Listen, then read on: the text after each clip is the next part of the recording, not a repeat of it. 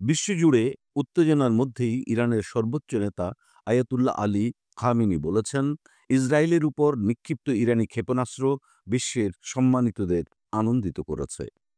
শুক্রবার কাতার ভিত্তিক সংবাদ মাধ্যম আল জাজিরার এক প্রতিবেদনে এ তথ্য জানানো হয়েছে।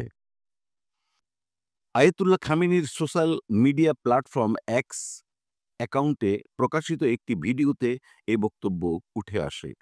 ভিডিওর শুরুতে গাজায় ইসরায়েলি বিমান হামলা এবং বেসামরিক নাগরিকদের উপর চালানো সহিংসতার চিত্র তুলে ধরা হয়। এরপর ভিডিওতে দেখা যায় ইসরায়েলের উপর ইরানি ক্ষেপণাস্ত্র হামলার পর সাধারণ মানুষের উল্লাস এবং ওই হামলার ফলে সৃষ্ট ধ্বংসযজ্ঞ। ভিডিওটির ক্যাপশনে লেখা হয়েছে, ক্ষেপণাস্ত্রগুলো বিশ্বের সম্মানিতদের আনন্দিত করেছে। ধারণা করা হচ্ছে এই ভিডিওটি ইরানের প্রতি সহানুভূতিশীল জনগণের আবেগকে উস্কে দিতে এবং ইসরায়েল বিরোধী মনোভাবকে আরও জোরালো করতে প্রকাশ করা হয়েছে।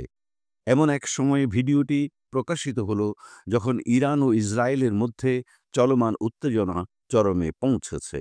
বিশেষ করে সাম্প্রতিক ইরানি ক্ষেপণাস্ত্র হামলার পর এই সংঘাত আরও ভয়াবহ রূপ নিয়েছে।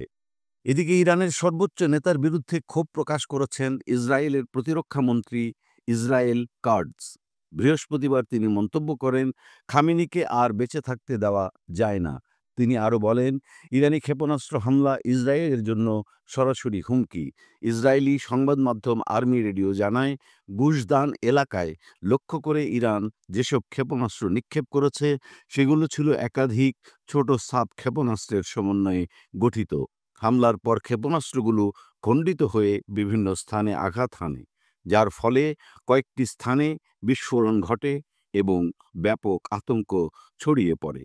বিশ্লেষকরা বলছেন, এই পরিস্থিতি মধ্যপ্রাচ্যে একটি পূর্ণাঙ্গ যুদ্ধের আশঙ্কা তৈরি করেছে, যেখানে শুধু ইরান ও ইসরায়েল নয়, যুক্তরাষ্ট্র ও তার মিত্রসহ আরও অনেক রাষ্ট্র জড়িয়ে পড়তে পারে।